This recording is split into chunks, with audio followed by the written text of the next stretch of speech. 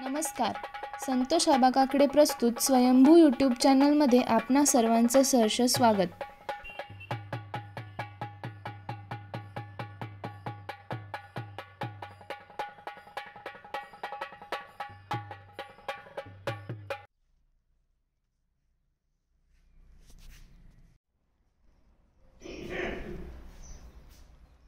वाठा station, तालुका कोरेगाव, जिल्हा सातारा या ठिकाणी आपण आलो आहोत निष्ठाई मंदिरामध्ये.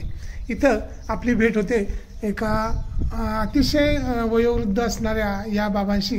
बाबा, निष्ठाई मंदिरामध्ये आपण बसलो निष्ठाई मंदिरामध्ये. हो. मग हे निष्ठाई मंदिर कोणत्या गावात आहे आता सध्या आपण?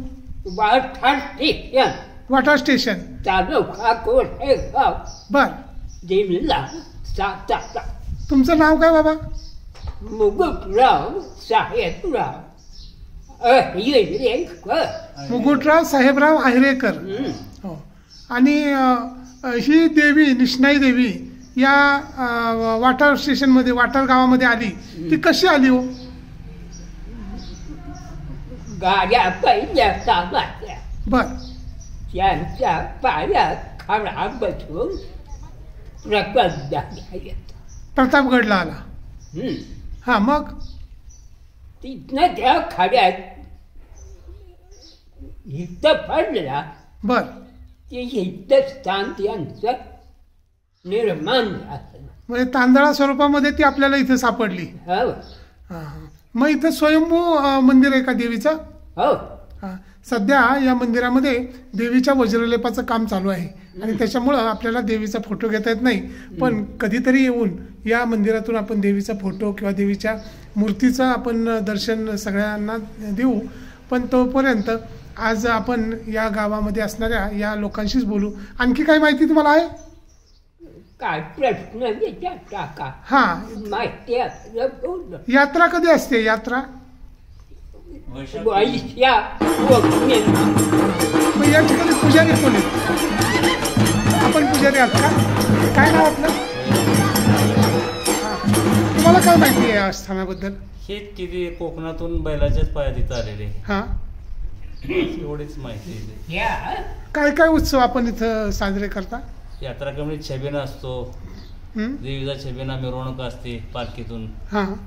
दुसऱ्याची तमाशा असतो. हा. आणि त्याचा कार्यक्रम असतो. मग पालखी वगैरे कुठून निघते, कशी निघते? पालखी मंदिरातून निघते आणि संपूर्ण गावाला प्रदक्षिणा करते. सगळं गाव याच्यामध्ये सहभागी असतं? हो हो, सर्व गाव स्टेशन. म्हणजे आजूबाजूच्या परिसरातल्या सगळ्या लोकांच्या दृष्टीने ही यात्रा म्हणजे एक पर्वणीच असते. हो. आणि मला एक सांगा ना, याच्या कोणत्याही देवताचं या ठिकाणी एखाद्या ठिकाणी ज्यावेळी वास्तव्य असतं त्यावेळी त्या गावावर एक वेगळी छाया असते. तिथल्या लोकांना एक वेगळे अनुभव आलेले असतात. काही अनुभव आहेत का तुम्हाला? येतील का सांगता काही अनुभव? आहेत. तुम्हाला सांगता येतो काही? हा, काय अनुभव सांगता? तुमचा प्रश्न आहे. हा, प्रश्न नाही, तो प्रसाद लावून पूर्ण होतं. हा, प्रसाद लावला जातो. जो काही प्रश्न असेल त्याच्यावर आपल्या म्हणण्यानं प्रसाद आला. हा, ते तुमचं असणारं काम सगळं होतं. बर. म्हणजे देवीवर श्रद्धा पाहिजे.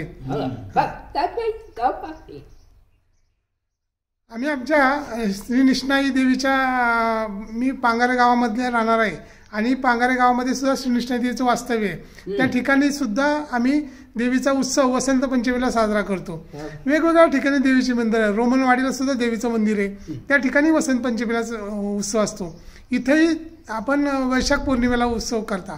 आम्ही आमच्याकडं निष्ठाई दिनदर्शिकाचं पण प्रकाशन करतो आणि निष्ठाई दिनदर्शिकेच्या प्रकाशनावर आम्ही वरचं वाक्यच लिहिलेलं आहे, अंतर्मनात डोकावून पाहता त्याशी दिसे श्री निष्ठाई माता. तुम्हाला अंतर्मनात डोकावून पाहिल्यानंतर निष्ठाई मातेची काय प्रचिती येते बाबा?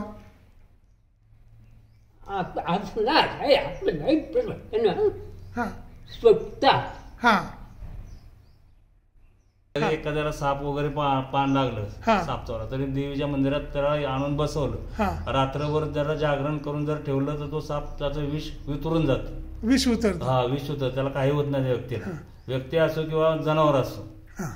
प्राणी असलो तर त्याला सुद्धा इथं आणून मंदिरात बांधलं तरी त्याचं रात्रभर ठेवल्यानंतर विष उतरून जातं. अरे वा. आणि एक देवीच्या बाबतीत असं सांगितलं जातं की ती गावातल्या लोकांना पाहुण्याऐवजी पाहुण्यांना जास्त पावते. हो, तुमच्याकडे काय परिस्थिती आहे? म्हणजे महाराष्ट्रात बऱ्याच ठिकाणी असे लोक आहेत ती निष्णाला येतात लांबून लोक येतात. मग तुम्ही कधी पांगाऱ्याला गेला होता? पांगाऱ्याला नाही गेलो. इथलं कुणी पांगाऱ्याला गेल्याचं काय ऐकूयात? पांगाऱ्याला गेला का कधी? पांगाऱ्याला गेलता का? पांगाऱ्याला नाही कधी. असं सांगितलं जातं की पांगाऱ्याला मूळ देवीचं स्थान आहे आणि ते डोंगरावर असणारं धारेवरची देवी म्हणून म्हटलं जातं आणि त्या ठिकाणी मूळ देवीचं स्थान असून त्या ठिकाणून मग इतर ठिकाणी देवी म्हणजे अशी भक्तांनी नेली. आता इथं तसं नाही. मी मगाशी पाहिलं तर ज्या मूर्ती आहेत जुन्या तुम्ही पाहता त्या खूप जुन्या मूर्ती आढळून येतात आणि त्या मूर्तींचं अंदाजे ज्ञानेश्वरांच्या समकालीन किंवा त्यानंतरचं ते मूर्ती असाव्यात असं वाटतं. आता खरं तर आपल्याला त्या मूर्तींचा येईल का फोटो का त्या मूर्तींचा फोटोही आपण घेऊ आणि तोही प्रेक्षकांना दाखवू. त्या मनाने अतिशय संपन्न असणारं हे गाव आहे. डोंगराच्या पायथ्याशी असणारं गाव आणि तिथं असणारं हे मंदिर. या मंदिरातली शांतता आणि देवीचं वास्तव्य खरोखरच मनाला खूप प्रसन्न करतं. या ठिकाणी देवीचा वज्रलेप चालू असल्यामुळं आपल्याला आज तरी त्या देवीचा मूळ फोटो घेता येत नाही. आपण ते एखादा फोटो मिळवू पण तत्पूर्वी जुन्या मूर्तींचा फोटो आपण या ठिकाणी घेऊन येण्याचा प्रयत्न करू. धन्यवाद.